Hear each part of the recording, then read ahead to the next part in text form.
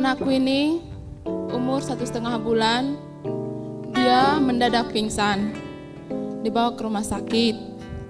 Udah di rumah sakit, anakku ini diurus dari rumah sakit yang satu ke rumah sakit yang lain.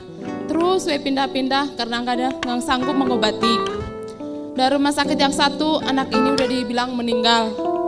Lalu ingat, saya tadi di rumah sakit, anak saya meninggal gitu. Saya langsung turun karena rumahnya ketepatan itu tingkat gitu. Saya turun sampai jatuh, orang-orang udah pada kumpul mau bawa anak saya gitu. Terus saya lari gitu ya, ngambil anak gitu dari tempatnya. Udah ngambil anak dari tempatnya gitunya. Anak saya nggak mati, anak saya cuma tidur aja.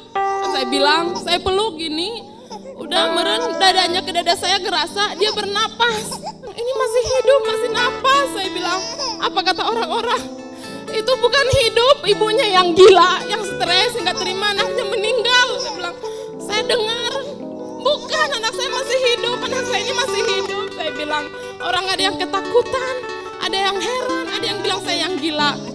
Apa kata orang-orang? Ya udah menunggu itu, kita tunggu aja 1 jam lagi gimana keadaannya, mungkin itu gejala impuls katanya. Udah itu singkat cerita, ditunggu gitu. Lama-kelamaan malah membaik ini anak. Udah membaik anak, kami bawa lagi ke rumah sakit yang lain. Sampai di sana dirawat dia seminggu lah.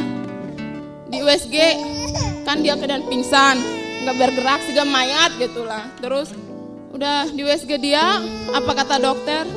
Belum bisa, ini harus di scan katanya.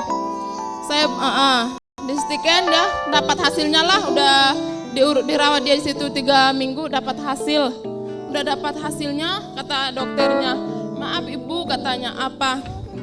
Anak ini nggak bisa lagi diobatin, walaupun baratnya ibu sanggup dalam pengobatannya, anak ini nggak bakalan bisa sembuh lagi. Saya kaget, kenapa? Saya bilang, memang nggak ada lagi pengobatannya, karena di otaknya terserang virus, katanya virus herpes, kata dokternya. Virus yang menyerang bayi Petrus dikenal dengan virus herpes simplex 1. Pada bayi dan anak-anak lebih sering terserang virus ini, khususnya pada bagian otak.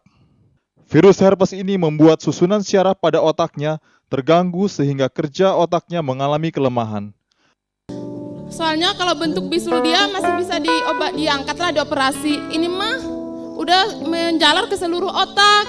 Nggak mungkin kalau kita operasi kita angkat otak, anak hidup tanpa otak katanya. Saya langsung nangis gitunya. Umurnya anak ini tinggal seminggu lagi. Terus saya bilang gini, ya udah kalau gitu dokter, saya bawa aja anak saya pulang. Buat apa saya tahan-tahan di sini seminggu ini? Kalau memang anak saya udah mau meninggal, nggak bisa lagi ditolong. Saya bilang, udah dengan keadaan paksa dibawa pulang paksa gitu. Ini anak teh.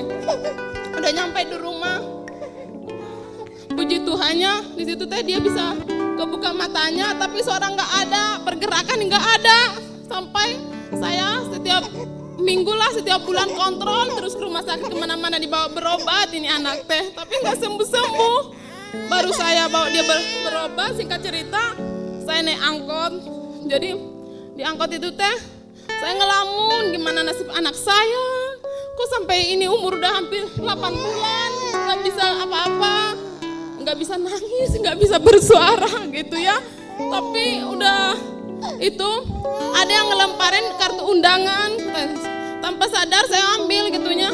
Oh ada itu, saya simpan ke tas. Baru yang tanggal 9 kemarin saya datang ke sini. Saya datang ke sini masih bawa anak saya, belum bisa nangis kayak gini, belum bisa bergerak gitunya. Pas lagu puji-pujian, saking saya mau minta gitu kepada Tuhan gitu biar anak saya disembuhin, saya nggak dengar dia udah menangis di pangkuan saya. Saya mau beritahu pada saudara, ada satu berita, ada bayi yang datang dalam kondisi kaku, tidak dapat bergerak dan bersuara.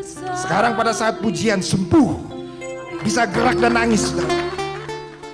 Pada waktu 1,5 bulan, bayi ini kaku, tidak bisa bergerak, tidak bisa menangis, tidak pernah mengeluarkan suara.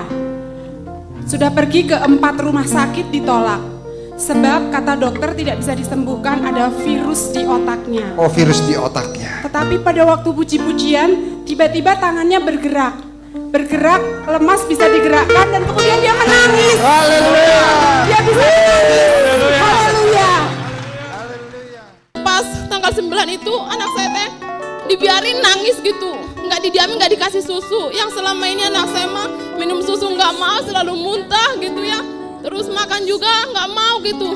Tadi udah dari situ dia mah bertambah, dia dari 6 kilo jadi 10 kilo sekarang gitu. Terus yang dulunya nggak mau minum, nggak mau makan, sekarang mah ibunya aja yang kewalahan gitu, beli susunya kurang gitu.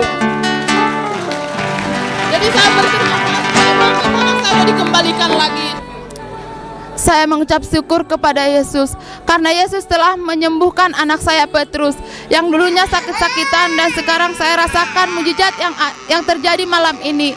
Saya mengucapkan syukur, terima kasih atas mujizat itu semua. Haleluya, puji Tuhan. Haleluya.